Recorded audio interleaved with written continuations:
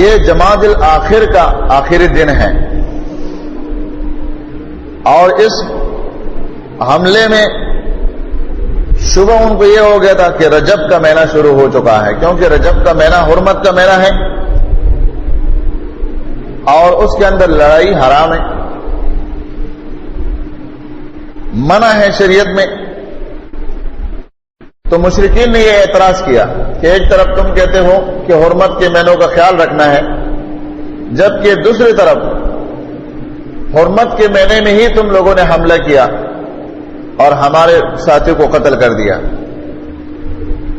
تو مشرکین کی طرف سے بھی یہ اعتراض آیا، اور صحابہ کرام نے بھی یہ نبی علیہ الصلوۃ والسلام سے بطور سوال پوچھا کہ کیا حرمت کے مہینوں میں یہ لڑائی، اس کی کیا حیثیت ہوگی؟ اللہ رب العالمین نے بہترین انداز میں جواب دیا۔ ایک تو مسئلہ یہ کہ یہ جو بندہ انہوں نے مارا ہے وہ حرمت کے مہینے میں نہیں ہے، ابھی جمادی الآخر ہے، تو جمادی الآخر میں قتل جائز تھا۔ رجب کا مہینہ حرمت کا مہینہ تھا، تو یہ رجب کے مہینے میں نہیں ہوا ہے بلکہ جمادی الآخر میں ہوا ہے، جس کو جمادی الثانی بھی کہتے ہیں۔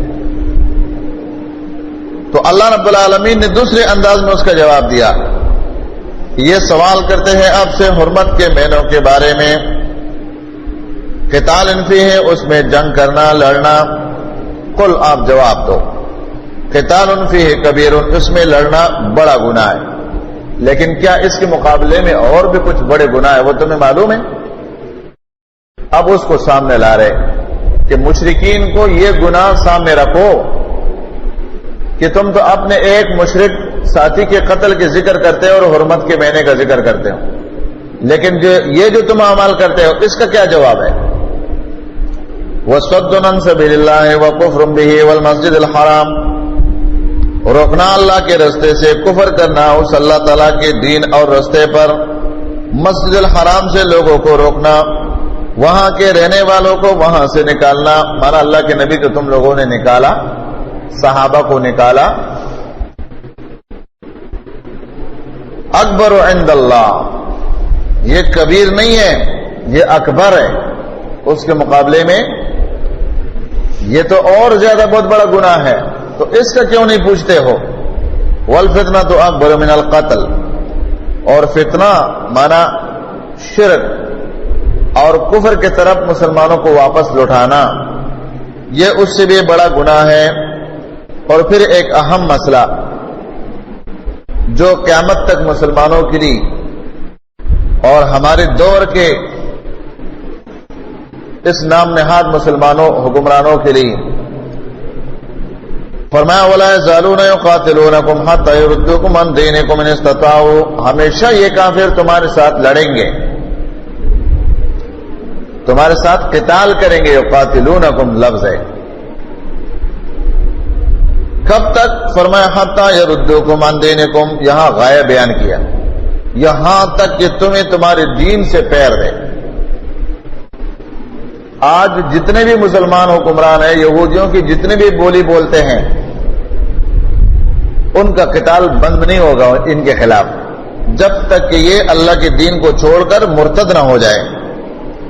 ان استطاعوا، پھر اللہ رب العالمین نے زجر تنبیہ کہ اگر تم ان کے لڑائی سے، ان کے زور اور قوت سے ڈر کر مرتد ہو گئے تو پھر سمجھ لو وَمَن يَرْتَدِدْ مِنْكُمْ عَنْ دِينِهِ فَيَمُتْ وَهُوَ كَافِرٌ، جو بھی تم میں سے مرتد ہو گیا اپنے دین سے پلٹ گیا، فَيَمُتْ، فس وہ مر گیا، وَهُوَ كَافِرٌ، اس ایسے حال میں کہ وہ کافر تھا، فَأُولَٰئِكَ، فس یہ لوگ، حَبِطَتْ أَعْمَالُهُمْ، برباد ہو گئے ان کی اعمال، فی الدنیا، دنیا میں، والآخرہ، آخرت میں، دنیا میں برباد ہو گئے، آخرت میں برباد ہو گئے۔ دنیا میں برباد ہونے کا ایک معنی یہ ہے کہ اگر کوئی شخص مرتد ہو جائے تو شریعت نے اس کی دنیاوی مفادات کو جو اسلام سے وابستہ سے ختم کر دیا ہے، مانا اس کا نکاح اس کو حبط کر دیا ہے کہ بھائی اس کے اعمال برباد ہو گئے، اب یہ اس کی مسلمان بیوی اس کے نکاح میں نہیں رہے گی، اس کا مال محفوظ تھا کلمہ پڑھنے کی وجہ سے، اب اس کا مال محفوظ نہیں ہوگا۔ اس کا خون محفوظ تھا، محفوظ نہیں ہوگا. من بدل دینہ فاقتلوہ، جس نے دین کو بدل دیا، مرتد ہو گیا، تو اس کو قتل کر دو. قتل کرنے کا اس کا حکم ہے. تو یہ دنیا کا نقصان ہو گیا نا اس کا. حبطت اعمالهم فی الدنیا، دنیا میں ان کے اعمال برباد ہو گئے. اس کے ساتھ ساتھ آخرت کا فرمایا، والآخرہ، آخرت میں بھی برباد ہو گئے اعمال، اس لیے کہ کفر پر مر گیا. تو اب اس کا حشر مسلمانوں کے ساتھ نہیں، کفار کے ساتھ ہوگا. دونوں جہاں میں رسوا ہو گیا. فرمایا وَأُولَٰئِکَ أَصْحَابُ النَّارِ. اب اس پر یہ آخرت کا مستقل فتویٰ لگایا. یہ جہنمی لوگ ہیں، ہم فیہا خالدون، اس میں ہمیشہ رہیں گے، اس میں ہمیشہ رہیں گے. تو اس ایک سوال کے بدلے میں اللہ رب العالمین نے ایک تو مسلمانوں کے اصلاح کے بہت سارے باتیں بیان کی، اور دوسری طرف سائلین کے سوال کو بطور جواب ان کے کبائر کو ذکر کیا کہ اتنے بڑے بڑے اعمال جو تم کرتے ہو یہ تمہیں نظر نہیں آتے، اور مسلمانوں کے ہاتھوں سے ایک اجمی کو مار دینا مشرکین کا، اور وہ بھی جماعت ثانی کے آخر میں، وہ تمہیں نظر آتا ہے. ان الذین، بے شک وہ لوگ، آمنوا جو ایمان لائے، والذین، اور وہ لوگ، ہاجروا جنہوں نے ہجرت کی، وجاہدوا اور جہاد کی، فی سبیل اللہ اللہ کے راستے میں، اولئک یہ لوگ، یرجون رحمت اللہ، امید رکھتے ہیں اللہ کی رحمت کے، واللہ غفور الرحیم، اللہ بہت بخشنے والا بڑا مہربان ہے. اس میں جہاد کی ترغیب اور فضائل کہ جن لوگوں نے ایمان لایا ہے وہ مرتد نہیں ہوتے ہیں، وہ دین سے پھرنے والے نہیں ہیں، وہ تو ہجرت بھی کرتے ہیں، وہ جہاد بھی کرتے ہیں. اکثر ہجرت کے ساتھ جہاد کا ذکر ہوتا ہے، اور جہاد کے ساتھ یہ مشکلات ہوتے ہیں کہ لوگ علاقے پھر چھوڑ دیتے ہیں، یہ مجبوری ہوتی ہے. فرمایا یہ لوگ اللہ کی رحمت کے امید میں ہیں، اور یہ لوگ اللہ رب العالمین کی رحمت کے حقدار ہیں نا. پھر اللہ تعالیٰ نے اپنے دو صفات کا ذکر کیا، غفور اور رحیم کا. یہ ان کے لیے خاص ہے، اللہ ان کو معاف کر دے گا. یہ دلیل ہے کہ ایسا نہیں ہو سکتا کہ کوئی اللہ کے راستے میں جہاد کرتے ہیں، لوگ فوراً ان کے اوپر انگلیاں اٹھا دیتے ہیں، یہ بڑے مسلمان ہیں، دیکھو جو انہوں نے یہ کیا، انہوں نے وہ کیا. جیسے کہ آج لوگ کہتے ہیں کہ بھئی یہ کیسے جہاد کرنے والے ہیں، لوگوں کے سر کاٹتے ہیں اور لوگوں کو زندہ پکڑتے ہیں، یہ سزا دیتے ہیں، وہ سزا دیتے ہیں.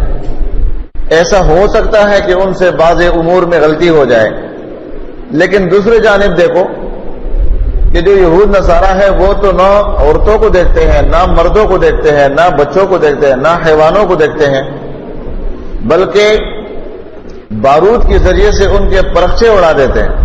یہ کون سا طریقہ ہے؟ اس کو کوئی بھی نہیں دیکھتے، انصاف کسی میں نہیں ہے. تو اللہ تعالیٰ نے اس لیے فرمایا کہ جہاد کرنے والے اگر ان سے لغزش ہو جائے، غلطی ہو جائے، کیونکہ یہ انبیاء تو نہیں ہے، یہ تو مسلمان ہے، ان سے غلطی تو ہو سکتی ہے، جہاد میں بھی ہو سکتی ہے. جتنا بڑا عمل ہوتا ہے اتنا اس میں بڑے غلطیاں بھی ہو جاتی ہے. فرمایا غفور الرحیم، یہ اللہ کی صفات ان کے لیے ہے، اللہ ان کو معاف کر دے گا. یسألونک، سوال کرتے ہیں آپ سے، عن الخمر، شراب کے بارے میں، والمیسر، اور جوا کھیلنے کے بارے میں. قل آپ فرما دیجئے، فیہما، ان دونوں میں، اثم کبیر، گناہ بہت بڑا ہے، ومنافع للناس، اور فائدے ہیں اس میں لوگوں کے لیے، واثمہما اکبر، اور گناہ ان دونوں کا بہت بڑا ہے، من نفعہما، ان دونوں کے فائدوں سے. یہاں پر صحابہ کرام نے سوال کیا، اور یہ وہ اعمال ہیں جو ابتدائی شریعت میں اس کے لیے بتدریج اللہ تعالیٰ نے قانون اتارا ہے، ایک دم ان کے اوپر پابندی نہیں لگائی. شراب کے بارے میں، جوے کے بارے میں بتدریج اس کے بارے میں اللہ تعالیٰ نے پابندی لگائی ہے تاکہ ایک ترتیب کے ساتھ لوگوں کی اصلاح ہو جائے. اور یہ جتنے عنوانات ہم پڑھ رہے ہیں اس میں چونکہ صورت میں آدم علیہ الصلوۃ والسلام کی خلافت کا مسئلہ ہم پہلے پڑھ چکے ہیں، تو مسلمانوں کے اندر جب تک یہ معاملات نہیں ہوں گے تو ان کے خلافت مسلمانوں کی وہ برقرار نہیں رہ سکتے.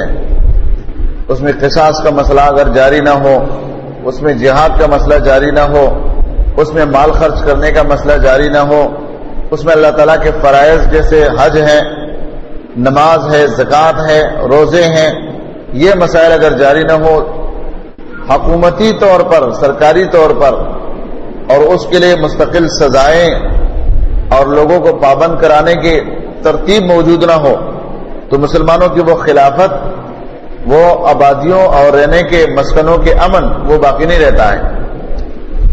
تو اللہ رب العالمین نے جہاد فی سبیل اللہ اور مالوں کی حفاظت اور مال اللہ کے راستے میں خرچ کرنے کے ساتھ ساتھ پھر صحابہ کرام کے سوال پر شراب کا حکم اور جواری کا جوا کھیلنے کا حکم، اس کا تذکرہ فرمایا، اس کا جواب دیا.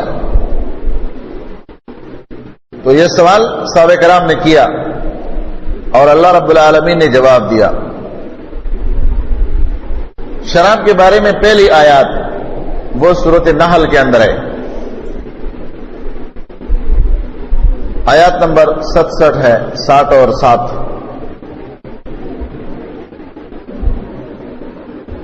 اور دوسری آیات جو نازل ہوئی ہے وہ یہ ہے.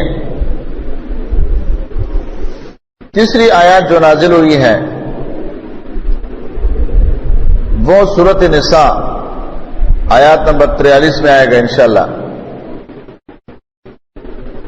اور آخری آیات جو شراب کے بارے میں نازل ہوئی ہے وہ سورۃ مائدہ 90 میں انشاءاللہ پڑھیں گے. سورۃ مائدہ آیات نمبر 90. تو یہاں پر اللہ سبحانہ و تعالی نے فرمایا کہ اس میں فائدے بھی ہیں اور نقصانات. کیسے فائدے اور نقصانات؟ آج آپ دیکھ لو نا کہ جو لوگ شراب بیچتے ہیں، جو لوگ ہیروئن اور چرس بیچتے ہیں، وہ چند دنوں میں ہی کروڑ پتی بن جاتے ہیں. تو فائدے تو ہیں نا، دنیائی فائدے جس کو کہہ دیں. جوا کھیلنے والے جب ان کا پتہ لگ جائے، جوئے کے اندر اس کی باری آ جائے تو لاکھوں روپے کما لیتے. اس لیے فرمایا کہ اس میں منافع للناس، بعض لوگوں کے لیے فائدے ہیں، منافع ہے ان کے لیے، لیکن وَإِثْمُهُمَا أَكْبَرُ مِن نَّفْعِهِمَا، اس کا گناہ اس کے نفع سے بہت زیادہ ہے، نقصان بہت زیادہ ہے. اور جیسے کہ مشہور حدیث ہے، علی رضی اللہ عنہ کے نکاح کے حوالے سے اس وقت شراب کا پینا جائز تھا. حمزہ رضی اللہ تعالیٰ عنہ نے شراب پیا تھا اور ایک کمرے میں بیٹھ کر تو ایک گانا گانے والی عورت وہ گانا گا رہی تھی. اس موقع پر شراب کے نشے میں تھا وہ، تو باہر دو اونٹنیاں جو علی رضی اللہ عنہ اپنے شادی کی تیاری میں مصروف تھے اور اونٹنیوں پر گھاس لا کر مدینے میں بیچ رہے تھے بٹھی والوں پر، اور فاطمہ کی ولیمے کے لیے انتظام کر رہے تھے. تو اتنے میں اس گانا گانے والی نے جب گانے میں اس کو بتا دیا کہ یہ دو اونٹنیاں آپ کے کمرے کے سامنے کیسے زبردست موجود ہے، بس اس نے تلوار نکالا، کیونکہ شراب کے نشے میں تھا، دونوں اونٹنیوں کو چیر پڑا. جب علی رضی اللہ عنہ آئے تو دیکھا کہ اونٹنیاں مری پڑی ہے، تو بیتاب ہو کر رونے لگے، سیدھا نبی علیہ السلام کے پاس آئے. نبی علیہ السلام نے اس کی کیفیت کو دیکھ کر فوراً کھڑے ہو گئے. کیا بات ہے؟ کہا کہ اللہ کے نبی اس طرح مسئلہ ہے. نبی علیہ السلام تشریف لائے، دیکھا، کہاں ہے حمزہ؟ کہاں؟ اس کمرے میں. وہاں گئے تو اس کی آنکھیں ایک دم لال ہے. نبی علیہ السلام نے ان کو کچھ باتیں سنائی تو حمزہ رضی اللہ تعالیٰ عنہ نے آنکھیں اٹھائی اللہ کے نبی کی طرف، سرخ لال آنکھیں، اور اپنے ران کے اوپر ہاتھ پھیرا. کہا انتم عبیدنا عبید آبائنا، تم تو ہمارے باپ دادا کے غلام ہو. نبی علیہ السلام سمجھ گیا کہ یہ تو نشے میں ہے، خاموشی کے ساتھ پلٹ کر آئے. تو یہ اس کے اندر نقصانات اور فائدے دونوں، یعنی جوئے کے اندر، شراب کے اندر فائدے بھی ہوتے ہیں، نقصانات بھی ہوتے ہیں. لیکن شریعت تو اصل نقصان اور فائدے کی طرف ایمان والوں کو لے جاتے ہیں. اس کی اصل نقصانات زیادہ ہیں فائدوں کے مقابلے میں. کیوں؟ شراب پینے کی وجہ سے انسان حرام اور حلال کو بھول جاتا ہے. شراب پینے کی وجہ سے اس سے قتل ہو سکتا ہے. شراب پینے کی وجہ سے کتنے ایسے لوگ ہوتے ہیں کہ وہ اپنے گندگی اٹھاتے ہیں، گندگی غلاظت، اور اپنے چہرے پر ملتے ہیں.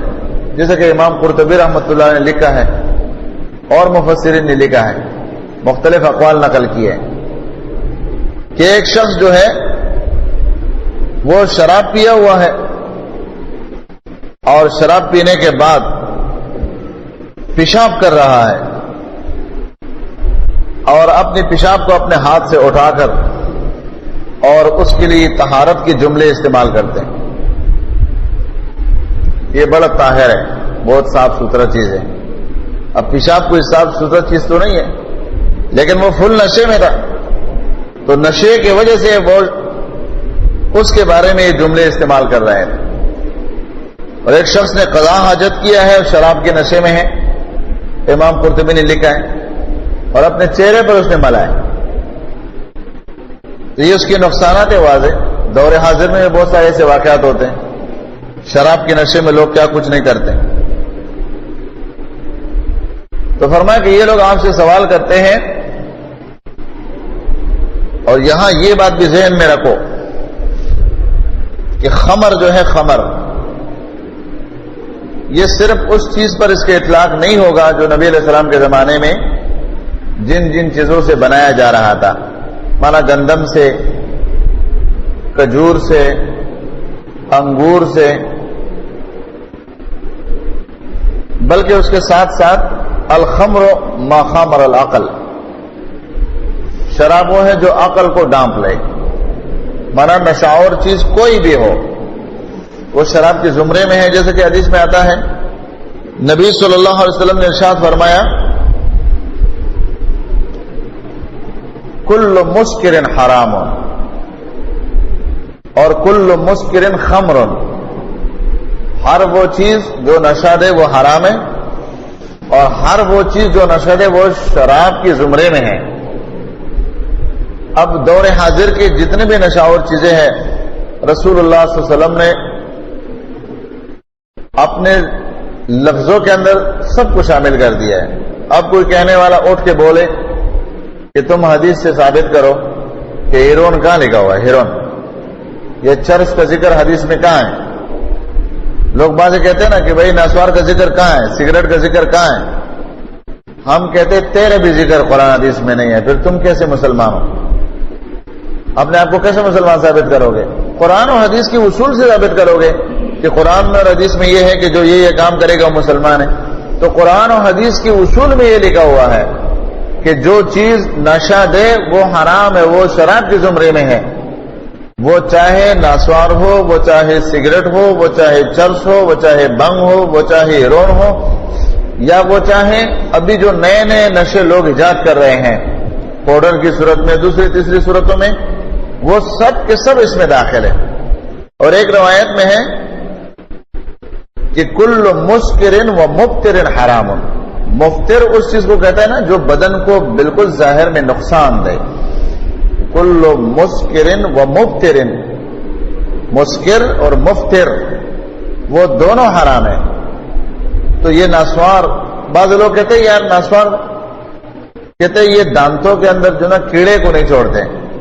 ایک ناسوارچی سے میں نے بات کی، میں نے کہا یہ کیوں کہتے؟ تو غلط چیز ہے، گندا ہے. کہتے اس میں ایک فائدہ ہے، جو دانتوں میں کیڑے لگتے ہیں نا، جو آدمی ناسوار کہتے ہیں اس کے دانت میں کیڑے نہیں لگتے. میں نے کہا اس لیے بے موسم اس کا منہ اس طرح ہوتا ہے کہ جس طرح بغیر دروازے مکان، بغیر موسم اس کے سارے دانت گر جاتے ہیں. جب دانت ہی وہ گرا دیتے تو بغیر دانت منہ میں کیڑے کہاں سے لگیں گے؟ جب دانت ہی نہیں ہوگا تو کیڑا کس میں لگے گا؟ وہ تو دانتوں کو ہی گرا دیتے.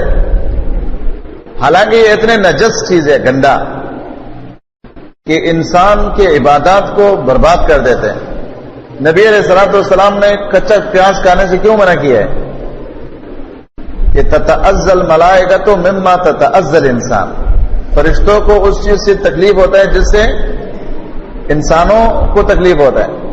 تو فرمایا کہ تم کچا پیاز مت کھاؤ، اور فرمایا جو کچا پیاز کھائے فلا یقربن مسجدنا، وہ ہمارے مسجد میں نہ آئے. یہاں نسوارچی کے منہ کے قریب اپنا منہ کرو تو پھر دیکھ لو گٹر کے بوئے آتے ہیں. اب وہ نماز پڑھے، وہ ذکر کرے، اب کون ان کو سمجھائے؟ یہ اتنا سخت گندا نشہ ہے. لوگ کہتے ہیں یہ نشہ نہیں ہے، انتہائی گندا نشہ ہے. شیخ بن باز رحمۃ اللہ نے بھی اس کو حرام لکھا ہے، اس پر فتویٰ جاری کیا. نسوار اور سگریٹ یہ حرام ہے، اور یقیناً حرام کے زمرے میں ہے.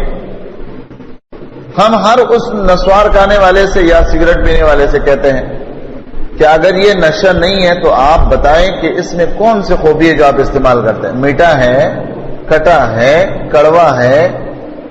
اسلام کے اندر یا انسانوں کی فطرتوں میں جو لذتوں کی چیزیں اللہ نے ڈالی ہیں، اس لذت کے اعتبار سے اس میں کون سا لذت ہے؟ یہ عجیب بات ہے. حالانکہ اللہ رب العالمین نے، آپ دیکھیں لوگ نسوار کوٹا کو منہ میں ڈالتے ہیں نا، منہ ایسا جگہ ہے کہ اس کے لیے اللہ تعالیٰ نے نظام بنایا ہے کہ پہلے ایک چیز کو اپنے آنکھوں سے دیکھو کہ وہ صاف ہو، پھر اس کو ناک کے ذریعے سے بندہ سونگھتا ہے کہ اس میں بدبو نہ ہو، اور پھر ہاتھ کے ذریعے سے اٹھا کر صاف کرتا ہے اگر اس میں کوئی میل کچل، کوئی گندگی لگی ہوئی. کسی اور بدن پر گندگی لگ جائے تو انسان پھر بھی برداشت کر لیتا ہے. منہ میں آ گئے تو انسان اچھلتا رہتا ہے کہ میرے منہ میں گندگی پڑ گئی ہے. اور ہمارے ہاں قوم کی بدقسمتی یہ ہے کہ سارے گندگیوں کا مرکز کو منہ کو بنایا ہوا ہے. ناسوار کو اٹھا کر وہ منہ میں رکھتے ہیں. ہاں یہ اگر بدن کی کسی ایسی جگہ میں رکھ دیا جائے جہاں گندگی ہو تو ایک بات ہے، لیکن منہ میں رکھنا یہ تو بہت اسلام سے بہت دوری کے بعد. فرشتوں کو تکلیف، انسانوں کو تکلیف. تو فرمایا کہ یہ حرام ہے. حرام چیزوں سے اپنے آپ کو بچاؤ. اور قرآن کریم کی ان آیتوں کے تناظر میں جب سورۃ النساء کی آیات نازل ہو گئی اور لا تقربوا الصلاۃ وانتم سکارى، نماز میں مت جاؤ جب تم نشے میں ہو، تو بہت سارے صحابہ کرام نے شراب پینا چھوڑ دیا، کیونکہ وہ بہت ہی نماز پڑھنے والے لوگ تھے. فرضی، نفلی، تہجد، تحیۃ الوضو، تحیۃ المسجد، اور وضو پر ان کا حفاظت کرنا، دوام کرنا، یہ ساری چیزیں تھے. تو بہت سارے صحابہ کرام سورۃ النساء کے اس آیات کے نزول کے بعد کہ لا تقربوا الصلاۃ وانتم سکارى، وہ شراب سے رک گئے. اور اس آیات کے بعد بھی، لیکن آخری حکم سورۃ مائدہ کی اس آیات میں اللہ تعالیٰ نے اتارا، یا ایھا الذین آمنوا انما الخمر والمیسر والانصاب والازلام رجس من عمل الشیطان، یہ شیطانی عمل ہے، فاجتنبوہ، رک جاؤ اس سے. صحابہ کرام نے کہا انتہینا انتہینا، رک گئے بس، آگے نہیں. بخاری کی روایت میں ہے، انس رضی اللہ تعالیٰ عنہ فرماتے ہیں کہ میں ایک کمرے میں چند صحابہ کرام کو شراب پلا رہا تھا، تو اتنے میں نبی علیہ السلام کے منادی نے آواز دی، مجھے کمرے والوں نے کہا ذرا باہر نکلو، کوئی آواز ہے، کوئی اعلان ہے۔ تو جب ہم باہر نکلے تو اعلان ہو رہا تھا کہ اللہ کی طرف سے شراب کی حرمت آ گئی ہے، کوئی بھی شخص شراب نہ پیے۔ تو جو شراب ہمارے اس مجلس میں کسی کے ہاتھ میں تھا، برتن میں تھا، کسی نے منہ میں نہیں ڈالا ہے، کسی کے منہ میں اگر شراب تھا تو اس کو پیٹ میں نہیں ڈالا ہے، بلکہ انہوں نے تھوکا ہے۔ اور مدینے کے اندر لوگوں نے شراب کے مٹکوں کو اس طرح خالی کیا ہے جس طرح بارش کا پانی جو ہے نا گلیوں میں آتے ہیں، اس طرح لوگوں نے گھروں سے شراب باہر نکال دیا، پھینک دیا۔ یہاں تک کہ نبی صلی اللہ علیہ وسلم سے صحابہ نے سوال کیا کہ اللہ کے رسول صلی اللہ علیہ وسلم، یتیم بچوں کے گھر میں شراب کے مٹکے بھرے ہوئے ہیں، تو چونکہ وہ یتیم ہے، غریب ہے، اگر وہ شراب ہم بیچ دیں ان کے لیے اور اس کے بدلے پر ان کے لیے کچھ پیسے لے کر کسی سے حلال چیزیں غلہ وغیرہ خرید لے، نبی علیہ الصلوۃ والسلام نے فرمایا یہ کام اہل کتاب کا تھا، یہودیوں کا تھا، کہ ان پر اللہ تعالیٰ کی طرف سے کوئی چیز حرام کر دیا جاتا تو وہ اس کے لیے تعویل کر لیتے۔ اللہ تعالیٰ نے ان کے اوپر چربی حرام کی، فَجَمَلُوهَا فَبَاعُوهَا فَأَكَلُوا ثَمَنَهَا، تو چربی کو انہوں نے پگھلایا، اس سے گھی بنایا اور اس کو پھر بیچا، اور بیچنے کے بعد اس کی قیمت کو کھایا۔ فَلَعَنَهُمُ اللَّهُ، تو اللہ تعالیٰ نے ان پر لعنت کی۔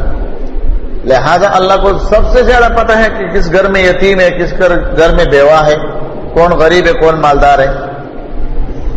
تم شراب کو بیچ کر اس کی قیمت یتیموں کے لیے حلال چیزوں کے لیے استعمال مت کرو۔ جو چیز حرام ہے اس کا قیمت بھی حرام ہے، لیکن آج اس مسئلے کو کون مانتے ہیں؟ جب ایک چیز نشہ آور ہے اس کا بیچنا بھی حرام ہے، وہ چاہے ناسوار ہو، سگریٹ ہو، چرس ہو، ہیروئن ہو، یا اس کے ماں سوا نشے کی چیزیں ہو۔ لہذا اس سے اپنے آپ کو بچانا چاہیے۔ وَيَسْأَلُونَكَ، سوال کرتے ہیں آپ سے، مَاذَا يُنْفِقُونَ، کیا خرچ کرے وہ، مانا خرچ کرنے میں تناسب کیا ہو، تقسیم کیا ہو۔ فرضی مال خرچ کرنے کے علاوہ ایک تو ہے نا زکوٰۃ، فرضی زکوٰۃ میں تو شریعت نے نصاب بتایا ہے، لیکن یہ وہ مال جو فرض کے علاوہ ہو، خرچ کرنے کا طریقہ کار کیا ہوگا؟ فرمایا قُلِ الْعَفْوَ، جو زائد مال ہو، زائد مانا ایسا مال خرچ کرنا کہ خرچ کرنے والا پھر فقیر اور غریب بھی نہ بن جائے، ایسا مال خرچ کرنا جس کا ذکر سورۃ فرقان اور سورۃ بنی اسرائیل میں اللہ تعالیٰ نے کیا ہے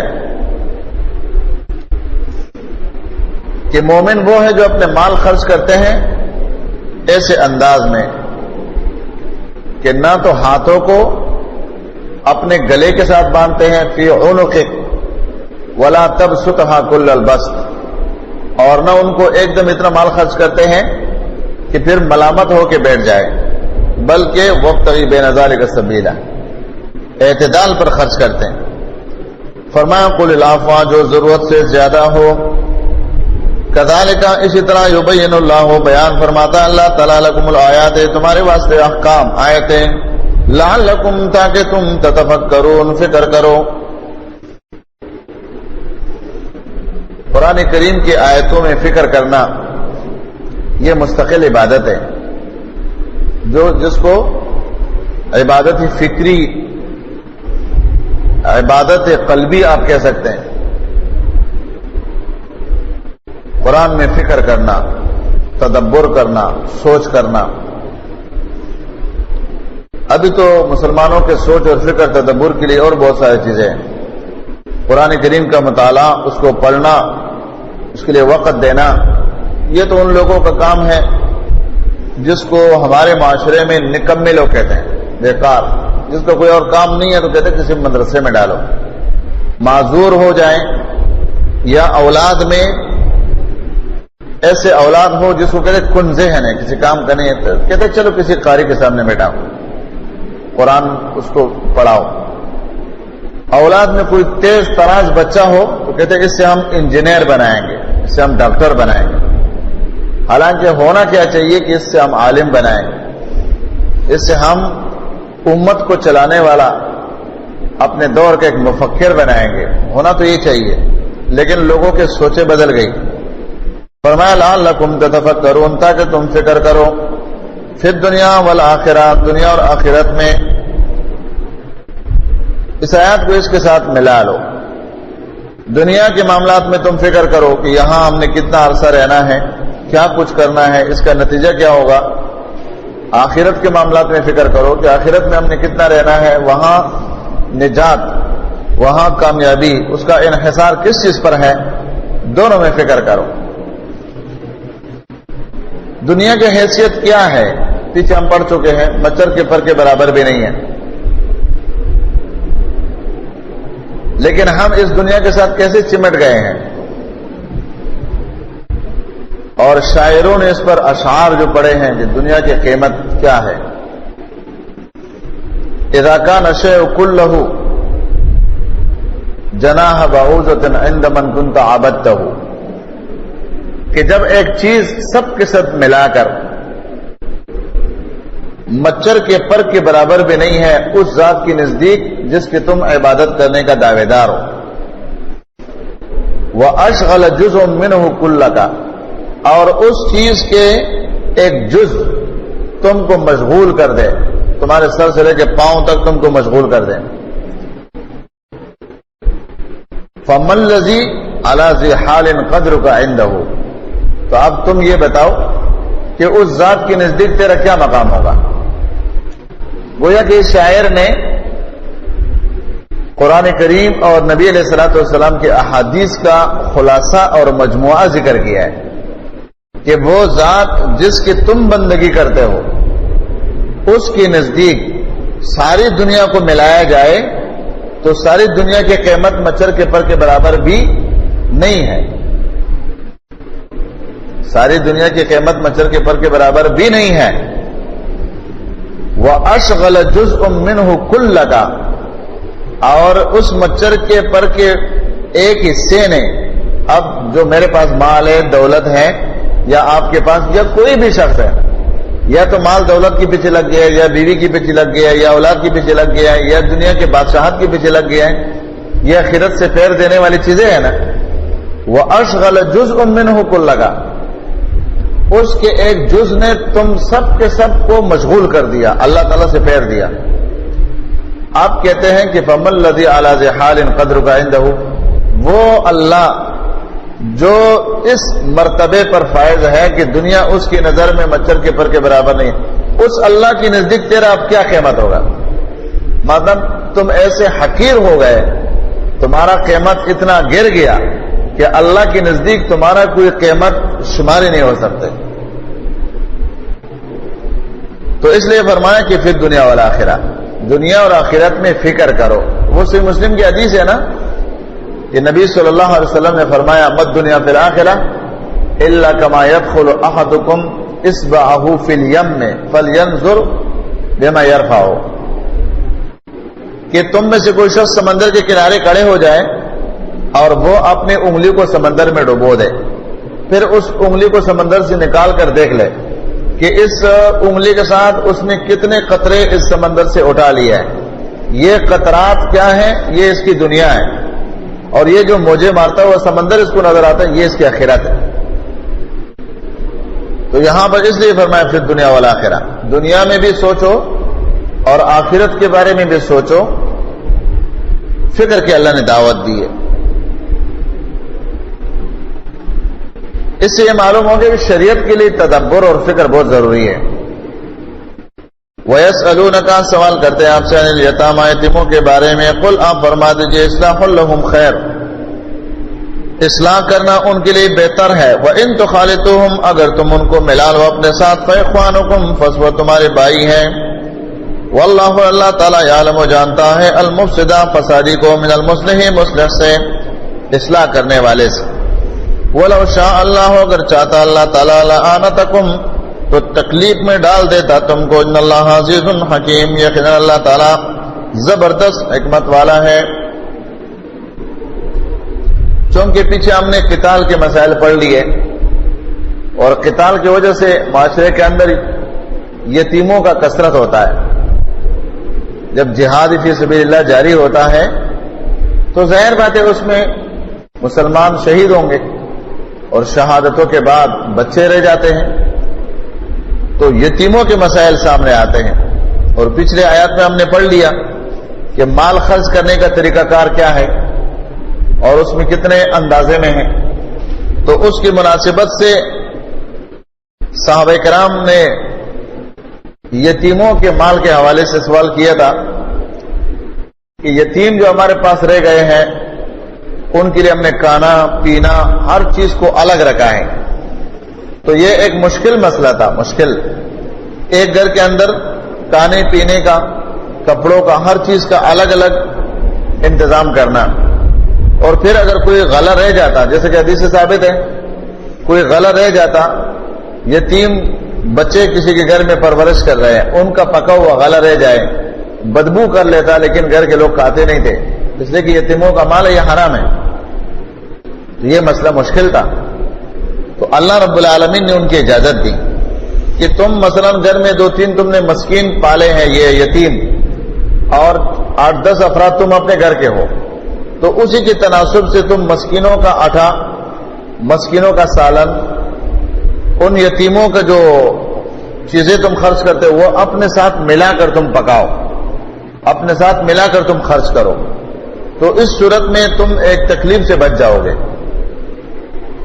اس لیے فرمایا اصلاح لہم خیر، ان کی اصلاح بہتر ہے، مانا ان کے ہر چیز سے اپنے آپ کو بچانا یہ تو بہتر ہے، لیکن اگر تم ان کے کھانے پینے کی اشیاء کو اپنے ساتھ ملا کر استعمال کرتے ہو تو فرمایا وَإِن تُخَالِطُهُمْ فَإِخْوَانُكُمْ، وہ تمہارے بھائی ہے۔ پھر اللہ سبحانہ و تعالیٰ نے لوگوں کی تقسیم کی ہے کہ 2 قسم کے لوگ ہوتے ہیں۔ مثلا کوئی کسی کے ساتھ پارٹنرشپ کرتا ہے نا کہ بھائی 2 لاکھ روپے تم کرو، 2 لاکھ میں کرتا ہوں، اور پارٹنرشپ ہوگی،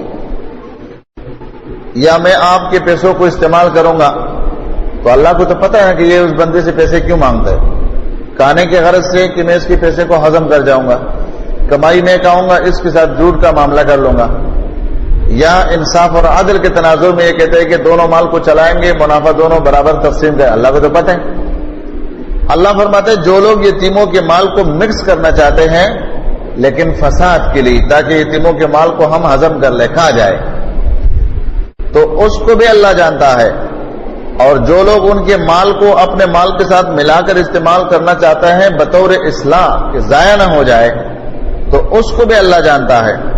پھر اللہ رب العالمین نے فرمایا اگر اللہ تعالیٰ تم کو تکلیف میں ڈالنا چاہتا تو تمہارے اوپر یتیموں کے مال کو شراکت نہ کرنے دیتا، بلکہ تمہارے اوپر اس حکم کو جاری رکھتا کہ یتیم کے مال کو اپنے ساتھ مکس نہیں کرنا ہے، اس کا پینا الگ، اس کا کھانا الگ، اس کے کپڑے الگ، اس کا صابن الگ، اس کا مسالہ نمک الگ، اس کی سوئی تک کے ہر چیز الگ، لیکن اللہ نے ایسا نہیں کیا، اللہ نے تمہارے اوپر شفقت مہربانی کی۔ وَلَوْ شَاءَ اللَّهُ لَأَعْنَتَكُمْ، پھر اللہ سبحانہ و تعالیٰ نے اپنے 2 صفات کو لایا، ان اللہ عزیز حکیم، یقینا اللہ تعالیٰ زبردست حکمت والا ہے۔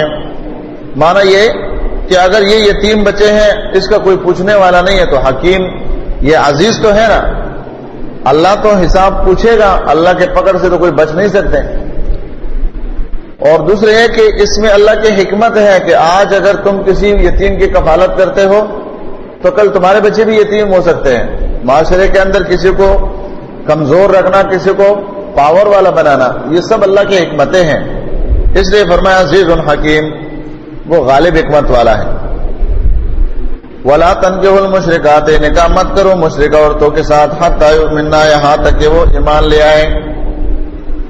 وَلَأَمَةٌ مُؤْمِنَةٌ، البتہ لونڈی مومن، مومنہ لونڈی ایمان والی ہے، لونڈی ہے، خیرٌ بہتر ہے، من مشرکۃ، مشرک عورت سے جو آزاد ہے۔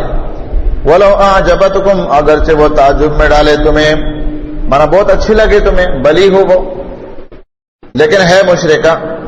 ولا تنکحوا المشرکین، اور نکاح میں نہ دو تم مسلمان عورتوں کو، حتی یہاں تک کہ یؤمنوا، وہ ایمان لے آئے. مانا مشرکین کو تم مسلمان عورتیں نکاح میں نہ دو یہاں تک کہ وہ ایمان لے آئے. ولعبد مؤمن، البتہ غلام مومن خیر بہتر ہے من مشرک عذاب مشرک سے، ولو اعجبکم، اگرچہ وہ اچھا لگے تمہیں تعجب میں ڈالے. اولئک، یہ لوگ یدعون الی النار، دعوت دیتے ہیں بلاتے ہیں آگ کی طرف. واللہ، اللہ تعالیٰ یدعو الی الجنہ، دعوت دیتا ہے بلاتا ہے وہ جنت کی طرف. والمغفرۃ باذنہ، اور مغفرت کی طرف اپنے حکم سے. وَيُبَيِّنُ آیاتہ، بیان کرتے ہیں اللہ تعالیٰ اپنے آیاتوں کو للناس، لوگوں کے لیے، لعلہم، تاکہ وہ یتذکرون، نصیحت حاصل کریں. پچھلی آیات میں یتفکرون، یہاں یتذکرون کہا. مانا بعض امور وہ ہوتے ہیں جس میں فکر کی ضرورت ہوتے ہیں، فکر سے اس میں فوائد انسان کو حاصل ہوتے. بعض مسائل وہ ہوتے ہیں کہ اس میں نصیحت حاصل کرنے کے لیے تذکر کی ضرورت ہوتا ہے، تذکرون.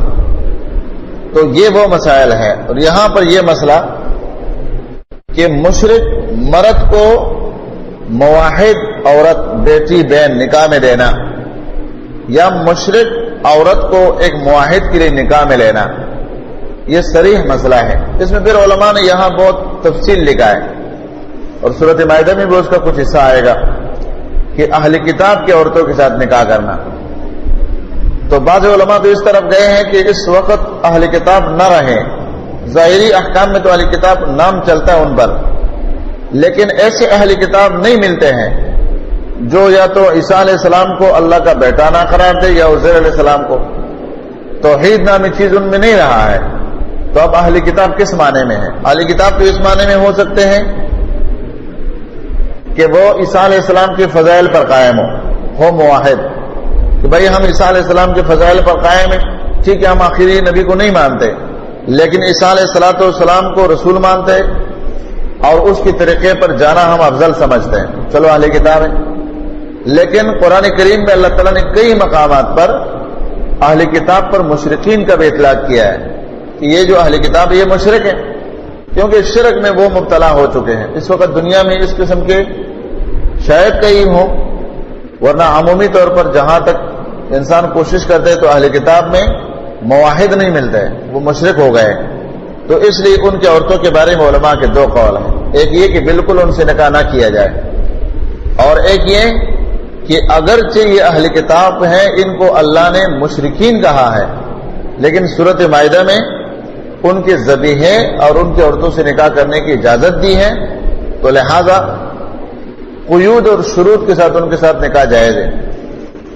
یہاں یہ مسئلہ بہت اہم ہے کہ مواحد لڑکیوں کو مشرکین کی نکاح میں دینا یہ بہت بڑا ظلم ہے. اگر کوئی شخص ایسا کرے گا تو اس مواحد لڑکی کو جس کی بہن ہے، بیٹی ہے، اس کو اللہ نے یہ اختیار دیا ہے کہ ایسے بائی کے اور ایسے باپ کے اس نکاح کو لات سے مار دے، اس رشتے کو توڑ دے، اس لیے کہ مشرک کے لیے حلال نہیں ہے. مواحد لڑکی مشرک کے لیے حلال نہیں ہے. اور اگر کوئی شخص ہے جس کے لیے ماں باپ رشتہ کرتے ہیں مشرک لڑکی کا، تو اس کو چاہیے کہ اس مشرک لڑکی کو اپنے گھر میں نہ آنے دے، اس رشتے سے انکار کرے. موحدین سے زمین بھری ہوئی ہے، بہت سارے موحدین موجود ہیں. اس سے جو فساد پیدا ہوتا ہے وہ یہ کہ اگر موحد لڑکی مشرک کے گھر چلی گئی تو اس کے وجود سے جو بچے پیدا ہوں گے، چونکہ پرورش باپ کرنے والا ہے، تو اس موحد لڑکی کے بطن سے جو بچے پیدا ہوں گے وہ مشرک بنیں گے. تو یہ ماں باپ کے لیے قیامت کے دن بہت بڑا خسارہ ہے. ایک موحد لڑکی سے مشرکین کا ایجاد شروع ہو جائے. اور اگر کوئی مشرک لڑکی کسی نے نکاح میں لیا ہے، بندہ خود موحد ہے، تو چونکہ بچوں کا پرورش ماؤں کے گود میں ہوتا ہے، تو وہ مشرک جو اس کی بیوی بنی ہے، جو اس کے بچے پیدا ہوں گے، تو وہ ماں کے قدم پر چلیں گے، وہ اس کی پرورش کرے گی. تو پرورش جب کرے گی تو اس کے اوپر شرک کا اثر ہوگا. اکثر ایسے بھی ہو جاتے ہیں کہ بیوی جو ہے وہ خاوند پر غالب ہو جاتی ہے، شاذ و نادر ایسا ہو جاتا ہے، لیکن اکثر بیوی خاوند کے مذہب اور دین پر چلتی ہے، تو یہاں اس سے بچنا بہت ضروری ہے۔ نکاح کے مسائل میں شرک اور توحید، نبی علیہ الصلوۃ والسلام نے جیسے کہ حدیث میں فرمایا کہ تنکح المرأۃ علی اربعۃ، 4 بنیادوں پر ایک خاتون کے ساتھ نکاح ہوتا ہے، اور ان میں سے ایک تو خاندانی اعتبار سے ہوتا ہے کہ وہ اعلی نسب والی ہے، دوسرا یہ کہ جمال والی ہے، خوبصورت ہے، اور تیسرا یہ کہ وہ اسلام والی ہے، دیندار ہے۔ فرمایا تنکح المرأۃ لأربع لمالها وجمالها وحسبها ودینها، مالدار ہونے کے اعتبار سے، اعلی نسب کے اعتبار سے، خوبصورتی کے اعتبار سے، اور دین کے اعتبار سے، یہ 4 باتیں ہیں، حسب نسب، مالداری اور زینت اور دین۔ آگے اللہ کے نبی نے کیا فرمایا؟ فاظفر بذات الدین تربت یداک، دیندار عورت کو فوقیت دینا، اس لیے کہ باقی چیزیں اس میں ہوں تو اچھی بات ہے، لیکن اگر یہ باقی تینوں چیزیں ایک عورت میں ہیں لیکن دین اس میں نہیں ہے تو یہ انسان کے لیے سکون کا سبب نہیں بنے گا، اس کے لیے دنیا آخرت دونوں تباہ ہو جائیں گے۔ اس کو فوقیت دینا یہ بہت اہم ہے، اور اللہ رب العالمین نے اس کی علت بیان کیا ہے، فرمایا اولئک یدعون الی النار، ان کے ساتھ نکاح سے منع کیوں ہے؟ اس لیے کہ یہ لوگ جہنم کے داعی ہیں، جہنم کی طرف لوگوں کو دعوت دیتے۔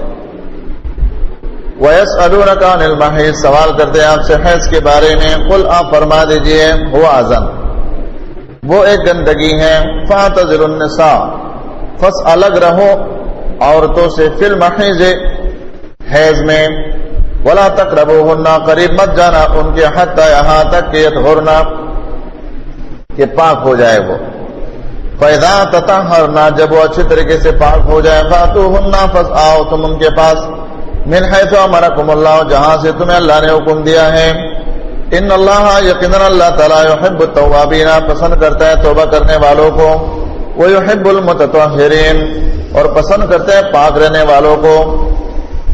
پچھلے آیات میں عقیدے کی تطہیر کا ذکر تھا کہ مشرک کا عقیدہ نجس ہوتا ہے تو نجاست سے اپنے آپ کو بچاؤ، اب اس آیات میں اللہ رب العالمین نے اس نجاست کا ذکر فرمایا جو کہ مسلمان عورتوں پر بھی اللہ کی طرف سے وہ مسلط ہوتا ہے، یعنی حیض۔ اور چونکہ ہماری یہ امت، پیچھے ہم پڑھ چکے ہیں بقرہ کے 2 پارے کے شروع میں کہ امتن وسطن، یہ عدل والا امت ہے، تو حیض کے موضوع میں بھی ان کا عدل کیا ہے؟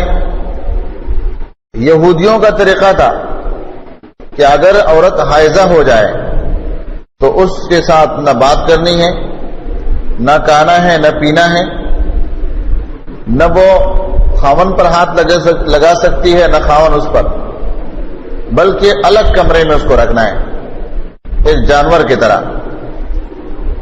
تو نصارہ کا طریقہ یہ تھا کہ حالات حیض میں ان کے ساتھ مجامعات کرنا ہے، یہ دونوں کا افراط اور تفریط تھا۔ تو ہماری شریعت نے اس کے درمیانہ راستہ بتایا کہ عورت کے ساتھ مجامعات تو حرام ہے، لیکن اس کے وجود پر ہاتھ لگانا یا اپنے بیوی کے ساتھ ایک بستر میں یا ایک چارپائی پر سونا، جیسے کہ عائشہ رضی اللہ تعالی عنہا فرماتی ہے امہات المومنین کہ حالات حیض میں رسول اللہ صلی اللہ علیہ وسلم ہم سے فائدہ اٹھاتے تھے، ہمارے ساتھ محبت کرنا، پیار کرنا، صرف اور صرف ہمارے ساتھ مجامعت نہیں کرتے تھے، یباشرنا، ہمارے ساتھ محبت کرتے تھے۔ بعض لوگ جو منکرین حدیث ہیں وہ جہالت کے شکار ہیں نا بیچارے، وہ کہتے تھے وہ قرآن میں فاعتزلوا النساء فی المحیض، عورتوں سے الگ رہو حالات حیض میں. اور بخاری کی حدیث میں ہے کہ عائشہ فرماتی جب میں حائضہ ہو جاتی تو کان رسول اللہ صلی اللہ علیہ وسلم، اللہ کے رسول صلی اللہ علیہ وسلم جو تھے وہ ہمارے ساتھ یباشرنا مباشرت کرتے تھے. ہم کہتے کتنے جاہل لوگ ہیں، کیونکہ حدیث کے ساتھ دشمنی ہے تو وہ حدیث کے معنی نہیں سمجھتے. وہاں بخاری میں ہے کہ عائشہ فرماتی ہے رضی اللہ تعالی عنہا کہ نبی علیہ الصلوۃ والسلام جب میں حائضہ ہو جاتی تو مجھے حکم دیتے کہ اتزر، اپنے ازار کو باندھو. فاتزر، تو میں ازار کو باندھ لیتی. ثم یباشرنی، پھر میرے ساتھ مباشرت کرتے ہیں. تو کیا جب انسان اپنے بیوی کے ساتھ مباشرت کرتا ہے تو ازار کو باندھتا ہے کہ کھولتا ہے؟ کتنا بڑا فرق ہے. ایک ہے بیوی کے ساتھ مجامعات کرنا، مباشرت کرنا، محبت کے اعتبار سے، قربت کے اعتبار سے، مساج کے اعتبار سے، اور ایک ہے دخول کے اعتبار سے.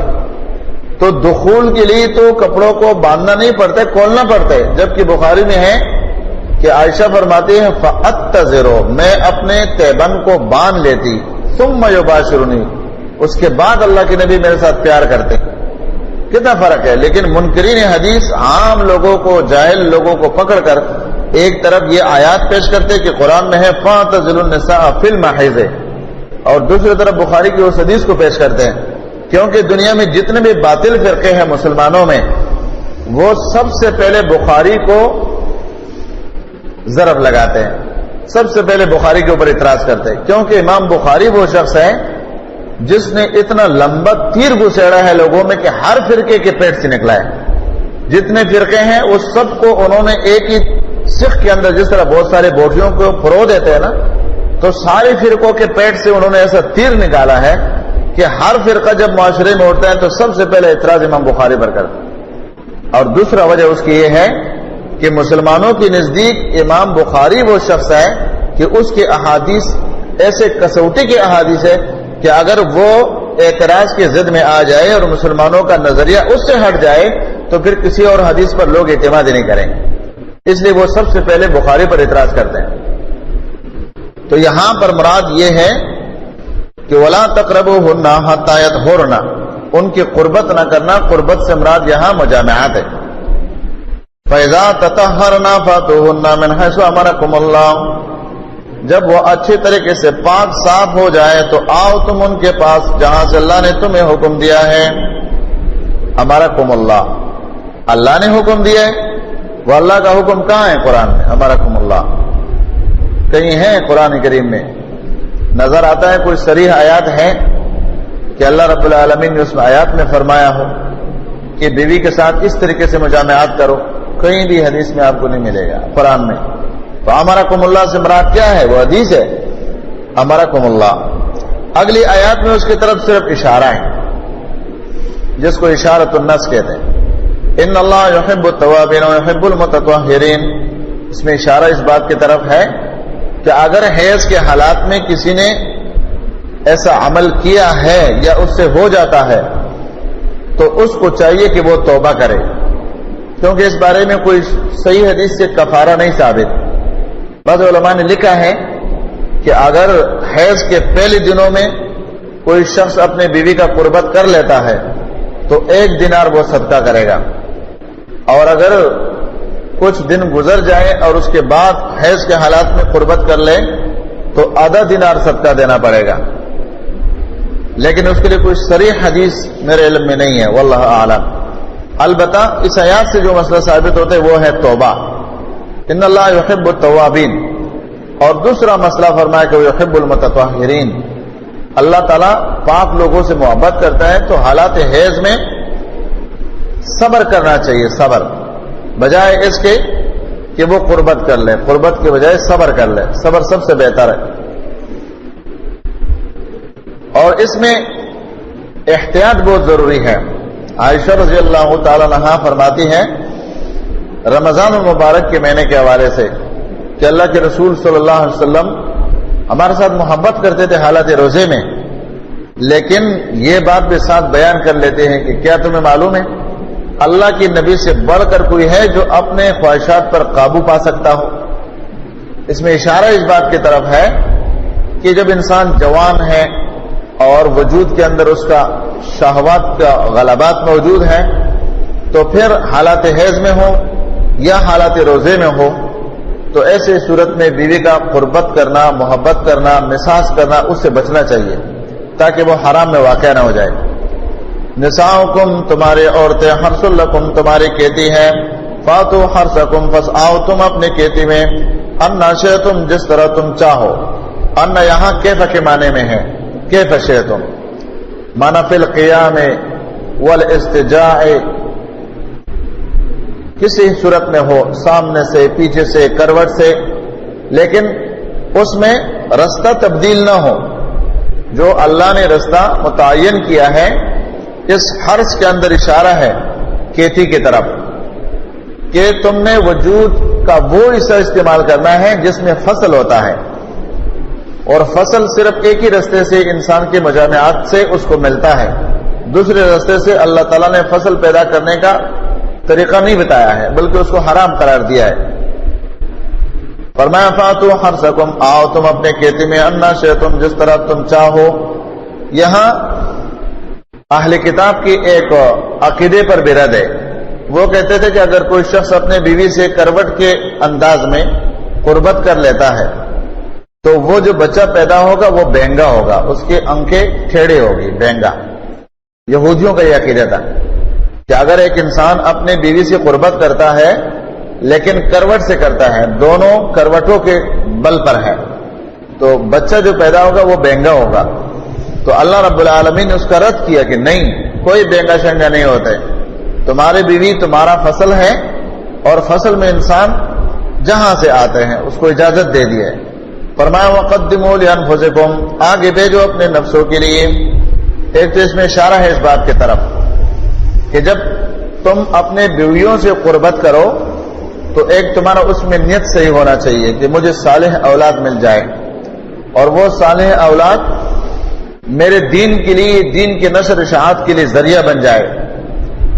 اور دوسری بات یہ کہ جب تم قربت کرو تو قربت کے وقت مشروع سنت کے مطابق جو دعائیں آئی ہیں وہ دعا پڑھو، وقدموا لانفسکم۔ اور اس میں داؤد علیہ السلام کا، سلیمان علیہ السلام کے واقعات موجود ہیں کہ سلیمان علیہ السلام نے کہا تھا کہ میں اپنے بیوی سے قربت کروں گا، 100 بیویاں ہیں، سب کے قریب جاؤں گا اور 100 سے اللہ تعالیٰ ایک ایک بچہ دے گا، اور وہ پھر جہاد میں میرے ساتھ مل کر جہاد کریں گے۔ 100 بچوں کا باپ، وہ خود ہی کمانڈر ہو گیا نا، تو انشاءاللہ بھول گئے۔ تو قربت تو کیا، اس بار سے اللہ تعالیٰ نے ایک بچہ دیا، وہ بھی معذور۔